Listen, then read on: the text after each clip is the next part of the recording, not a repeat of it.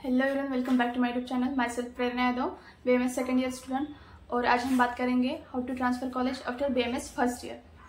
तो देखो, college transfer का बहुत लॉन्ग प्रोसीजर होता है और इसकी रिक्वायरमेंट होती है आपको फर्स्ट ईयर गुड मार्क्स से पास करना चाहिए। तो देखो, इंटर यूनिवर्सिटी भी ट्रांसफर हो सकता है या college to college in university भी ट्रांसफर हो सकता है। तो आज मैं आपको बताऊंगी in university college to college transfer कैसे किया जाता है। तो देखो, मैं एमयूएचएस का एग्जांपल देती हूँ। मैं खुद एमयूएचएस में पढ़ती हूँ, तो मैं बताऊंगी। मैंने खुद भी ट्राई किया है कॉलेज ट्रांसफर करने को, लेकिन मेरा नहीं हुआ। और मेरी फ्रेंड ने भी किया था, तो उसका हुआ है। उसका ट्रांसफर जेसी जलगांव से जेसी नांदेड़ में हुआ है। और मैंने जेसी उस्मानाबाद को मतलब धाराशिव को ट्राई किया था, लेकिन नहीं हुआ है। तो मैं बताऊंगी आज मेरा क्यों नहीं हुआ और उसका क्यों हुआ और प्रोसीजर कैसा होता है, ये मैं आज आपको बताऊंगी। तो ट्रांसफर कैसे होता है, आप प्राइवेट कॉलेज टू सिर्फ प्राइवेट कॉलेज जा सकते हैं। आप गवर्नमेंट एडेड कॉलेज से प्राइवेट कॉलेज या फिर गवर्नमेंट एडेड कॉलेज जा सकते हैं। अगर आप गवर्नमेंट कॉलेज से है तो आप गवर्नमेंट कॉलेज को जा सकते हैं या फिर एडेड कॉलेज को जा सकते हैं या फिर प्राइवेट कॉलेज को जा सकते हैं। लेकिन अगर आप प्राइवेट कॉलेज को जा रहे हैं तो आपको पूरा फीस देना पड़ेगा। एडेड को उसके अकॉर्डिंग फीस देना पड़ेगा। गवर्नमेंट को जा रहे हैं तो उतना ज़्यादा फीस नहीं रहता, जैसा पहले था वैसा ही बाद में होगा। और अगर आप प्राइवेट कॉलेज छोड़ रहे हैं तो आपसे बहुत ही ज़्यादा फीस ली जाएगी।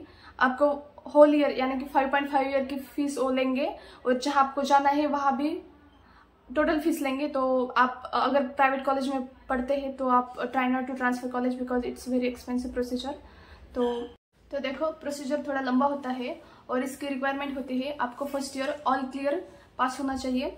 और जिस कॉलेज में आपको जाना है वहाँ पर वैकेंट सीट अवेलेबल होना चाहिए। चाहे वो वैकेंट सीट का रीज़न जो भी हो, वो छोड़ के गया हो या फिर ड्रॉप आउट, जो भी रीज़न है, लेकिन वहाँ पर खाली सीट होनी चाहिए। और ये ट्रांसफर कैटेगरी वाइज नहीं होता है, किसी भी कैटेगरी की जगह किसी को भी मिल सकती है। आपका रिजल्ट लगने के बाद आपको 1 मंथ के अंदर ये प्रोसीजर करना है। आपको क्या क्या करना है, आपको अपने रिलीविंग कॉलेज से एनओसी लेना है। और आपको जो रिसीविंग कॉलेज है जहाँ पर आपको जाना है वहाँ से भी आपको एनओसी लेना है। और दोनों एनओसी लेकर आपको यूनिवर्सिटी जाना है।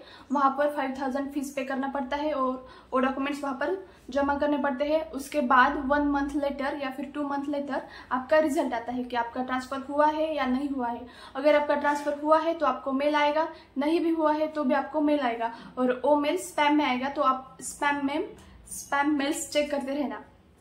आपको एनओसी के साथ साथ जो डॉक्यूमेंट्स अटैच करने पड़ते हैं वो है आपका फर्स्ट ईयर का मार्क मेमो, देन 12th का मार्कशीट और 12th का सर्टिफिकेट और आपका एडमिशन एक्नॉलेजमेंट, जो कि आपने कॉलेज में एडमिशन लेते वक्त दिया होता है, वो होना चाहिए। और उसके बाद आपका जो फर्स्ट ईयर जो हुआ है, इसका आपका कॉलेज एक सर्टिफिकेट देता है, वो भी होना चाहिए आपके साथ। तो ये सब डॉक्यूमेंट आपको यूनिवर्सिटी जाकर देना है। उसके बाद आगे की प्रोसीजर होती है। अगर आपको ट्रांसफर करना है तो कोई तो रीजन देना पड़ेगा, तो आप एट अ टाइम 1 ही रीजन दे सकते हैं। आप एक ही रीजन पे ट्रांसफर कर सकते हैं। अगर आपने 2 रीजन डाले तो आपका फॉर्म रिजेक्ट हो सकता है। तो आप रीजन क्या क्या दे सकते हैं, तो पहला तो आप मेडिकल रीजन दे सकते हैं और उसके बाद मेरिट रीजन दे सकते हैं। अगर आपको ट्रांसफर करना ही है और आपका मेरिट उतना अच्छा नहीं है तो आप मेडिकल रीजन दे सकते हैं। अगर आपका सच में मेडिकल रीजन है वो तो अच्छा ही है। और वैसे भी वो जो क्राइटेरिया बनाते हैं, मतलब किसका ट्रांसफर होना चाहिए किसका नहीं, अगर टाई वगैरह हो सकता है तो वहाँ पर वो मेडिकल रीजन को ही प्रेफरेंस देते हैं। वैसे भी अगर किसी का मेरिट आपसे अच्छा है तो भी वो मेडिकल रीजन को ही प्रेफरेंस देते हैं। तो try to give medical reasons proper. और मेडिकल रीजन पर ट्रांसफर करना चाहते हैं तो आपको सेल्फ इलनेस सर्टिफिकेट देना चाहिए, जो कि सिविल सर्जन द्वारा दिया गया होना चाहिए या फिर प्रोफेसर और associate professor of concern speciality दिया गया होना चाहिए। और ये सर्टिफिकेट सिर्फ प्रोविजनल होता है, उसके बाद भी वो मेडिकल ओपिनियन लेते हैं। तो और आपको यूनिवर्सिटी में जाना भी पड़ता है, जो कॉल करते हैं आपको, तो चेकिंग के लिए आपको जाना पड़ता है। तो इस बेसिस पर वो मेडिकल रीजन कंसर्न करते हैं।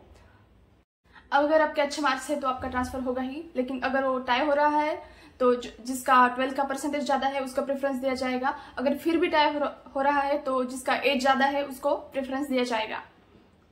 आप जब सब डॉक्यूमेंट्स यूनिवर्सिटी जाकर सेंड करते हैं, फीस पे करते हैं, उसके बाद 1 या 2 मंथ्स लेटर आपका रिजल्ट आ जाएगा। और रिजल्ट आ जाने के बाद आपको विदिन 7 डेज जो कॉलेज अलॉट हुआ है उसको जाकर ज्वाइन करना चाहिए। नहीं किया तो मतलब होगा नहीं, और एक बार आपका ट्रांसफर हो जाए तो आपको वो कैंसिल नहीं होगा, फिर से आप उसी कॉलेज में नहीं आ सकते। तो पहले ही सोच समझकर ये प्रोसीजर कर लेना। देखो, रिलीविंग कॉलेज की और रिसीविंग कॉलेज की दोनों की सीट छोड़ने की और लेने की एक कैपेसिटी होती है, उसके अकॉर्डिंग है वो सीटें छोड़ते हैं और वो लेते हैं। तो हमारे कॉलेज ने लास्ट ईयर 7 सीटें छोड़ी और 7 स्टूडेंट का डिफरेंट कॉलेज में ट्रांसफर हुआ। तो जहाँ पर 125 कैपेसिटी है वहाँ पर ज़्यादा सीटें लेते हैं वो, और जहाँ पर 63 या 60 कैपेसिटी है वो 1 या 2 ही सीटें लेते हैं। तो देखो, मेरी फ्रेंड जहाँ पर गई वहाँ पर ज़्यादा सीटें खाली थी और उसकी कैपेसिटी बहुत ज़्यादा थी और उसके मार्क्स भी अच्छे थे। वहाँ उसकी कॉम्पिटिटर जो थी उसके और उसके मार्क्स लगभग सेम थे, लेकिन वहाँ सीटें खाली थी इसलिए वो जा पाई और उसकी कैपेसिटी भी ज़्यादा थी। मैंने जहाँ पर अप्लाई किया था वहाँ पर 63 की कैपेसिटी ही थी और वहाँ पर मेरे से ज़्यादा मेरिट होने की मार्क्स जिसके है वो लड़की थी, तो उसका ही ट्रांसफ़र वहाँ पर हुआ और मेरा नहीं हुआ। इसे करके कैपेसिटी के अराउंड अकॉर्डिंग और आपके मार्क्स के अकॉर्डिंग आपका ट्रांसफ़र होता है, लेकिन मेडिकल रीज़न को ही प्रेफरेंस दिया जाता है।